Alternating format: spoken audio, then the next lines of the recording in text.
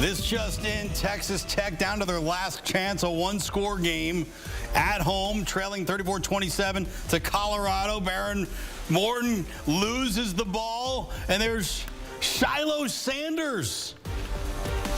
And he's going to do his dad's dance. And Colorado improves to 7-2 with the win at Texas Tech. And the Buffs, second place in the Big 12, 7-2, more wins this season than the last two seasons combined. And here they are, knocking on the door of the college football playoff, and another win for Coach Prime and the Colorado Buffaloes. Into the HQ, Russ Thaler with Emory Hunt and Richard Johnson. And Colorado, is it fair to say exceeding expectations this season? We know about Shedeur Sanders. We know about Travis Hunter. But what makes this team, Richard, a 7-2 football team? I think right now they're getting complete production out of the passing game. LaJohntay Wester, Will Sheppard, 160 receiving yards between the two of them today. Again, we know all about Travis Hunter, but what they're able to give them is a full field complementary receiving game, passing game for Colorado. And they need that, especially with Shedeur Sanders. Sometimes you got to hold the ball a little bit. Sometimes you don't know how that offensive line is going to hold up. But credit to them, on both sides of the ball in the trenches, Colorado has gotten better.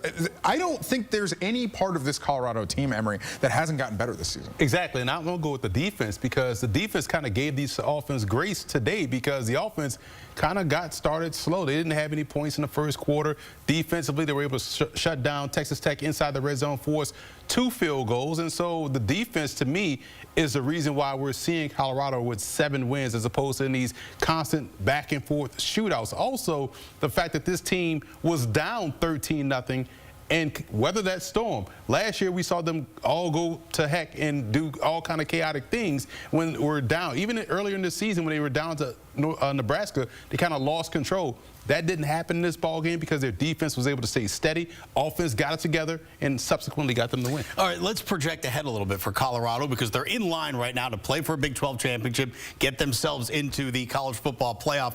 How good is this team? How far can they go with what you've seen so far? Based out of the Big 12 and what we've seen, we know now they are a top-tier Big 12 team.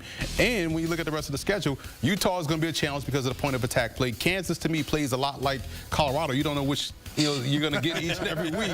And Oklahoma State has packed it in. They're ready for next season. So the Utah game will be tough. The Kansas game will be tough. And can they finish the drill? That's going to be the biggest key. This was a tough game for them, Texas Tech. They weathered the storm. They were down early, hostile environment. They came out on top, made big plays defensively to win the game and keep them in the game.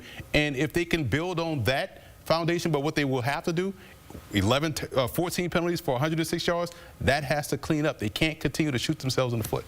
This is such a tight league, right? We knew the Big 12 was going to have so much parity. Who knows if BYU ends up taking a loss here down the stretch. Obviously, they play later tonight against Utah. And so we'll see what happens in the Big 12. But them getting into the Big 12 championship game, I think, would be fascinating.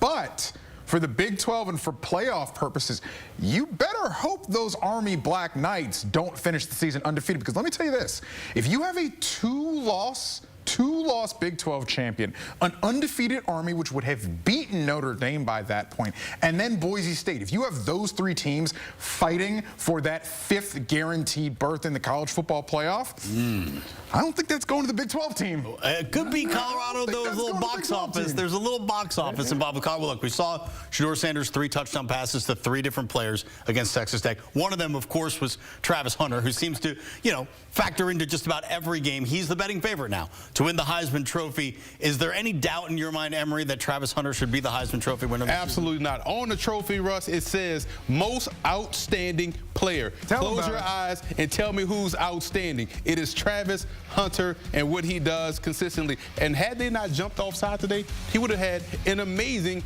INT. I'm going to still put it in the highlight package because it was so great. But this is why he's such a lock for me, Richard, to win the Heisman Trophy, because, again, every week, despite them not playing the biggest opponents in the the primetime spots, they are always making game-changing plays. Every week we see something ridiculous from Travis Hunter. Yeah, I don't want to hear Charles Woodson did it. I don't want to hear Champ Bailey did it. Those were incredible football players in their own right. What we are seeing from Travis Hunter, unprecedented. It's unprecedented to see a player do this on offense and on defense at this level, man. Most outstanding player in college football. To me, it's no question. I'll tell you something. Take Charles Woodson, take Champ Bailey's pro careers. Pretty darn good, too, from what we've seen. If Travis Hunter can get somewhere there or even better than that, oh, my goodness. All right. Gentlemen, thank you very much. That's Richard Johnson, Emory Hunt, and we are cooking here on a college football Saturday.